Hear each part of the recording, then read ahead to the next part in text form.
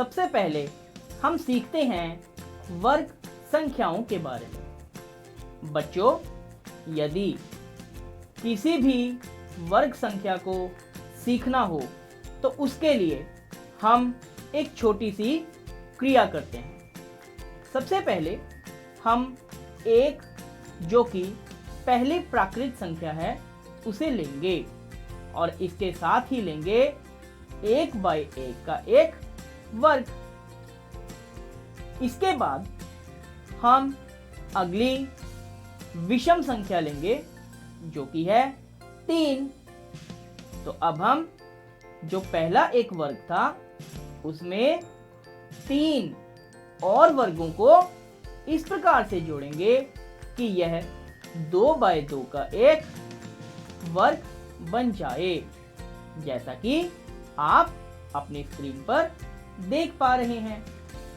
तो 1 में 3 जोड़ने से हमें 2/2 का एक वर्ग प्राप्त हुआ।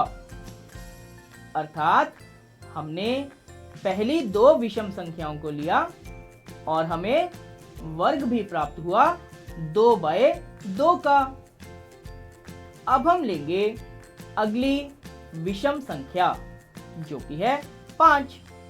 तो आइए हम अपनी पिछली आकृति को देखते हैं। इस आकृति में कुल वर्ग हैं 4। इसमें हम 5 वर्ग और जोड़ेंगे, 1, 2, 3, 4 और ये 5।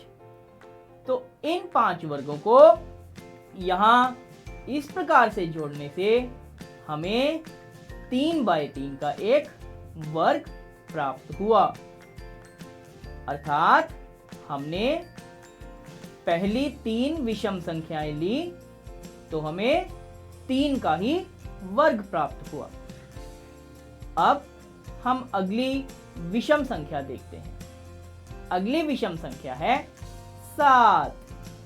तो देखिए, इस आकृति में अब हम 7 वर्ग और जोड़ेंगे। इन 7 वर्गों को इस प्रकार से जोड़ना है। देखिए, 1, 2, 3, 4, 5, 6 और 7। तो इस स्पेशल तरीके से जोड़ने से हमें 4/4 का एक वर्ग प्राप्त हुआ। इसका अर्थ क्या है बच्चों? पहली 4 विषम संख्याएं ली हैं, कौन कौन सी? 1, 3, 5 और 7, और इससे हमें 4/4 का ही वर्ग प्राप्त हुआ। अब हम अगली विषम संख्या लेते हैं जो कि है 9।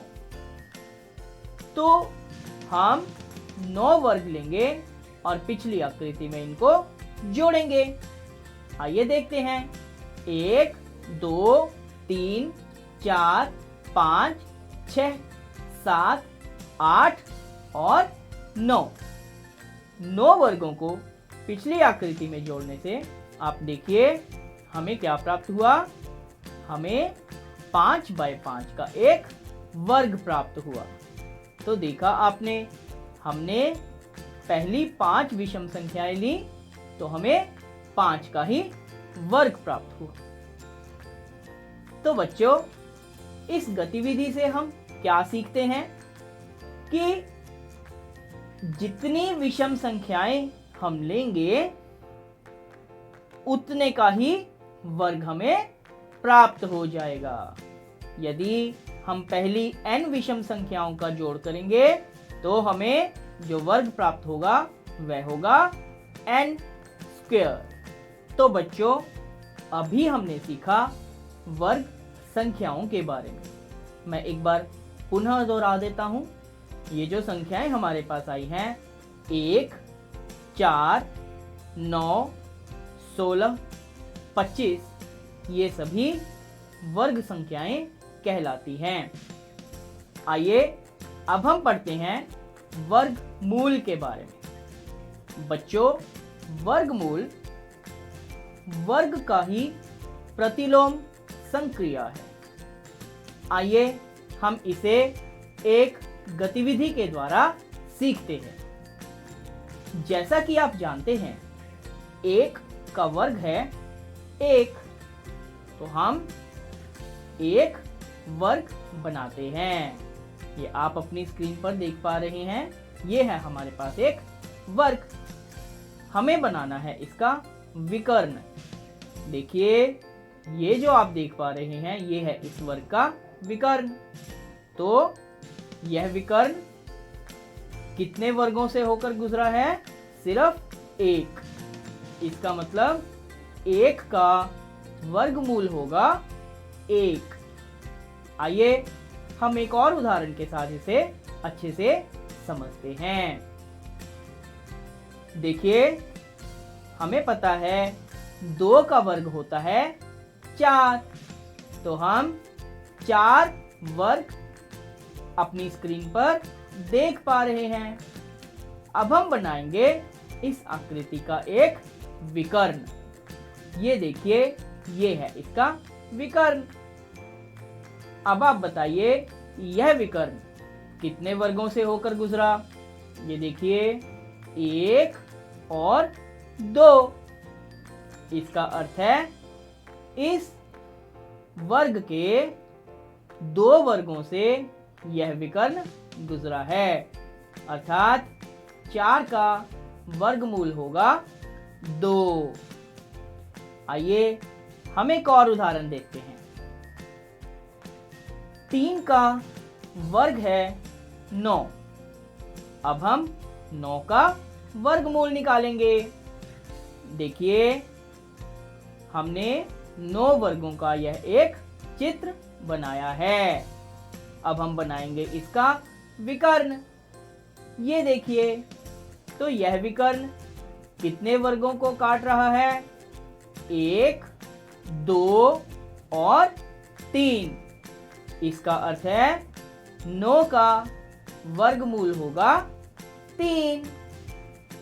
आइए हम एक और उदाहरण लें।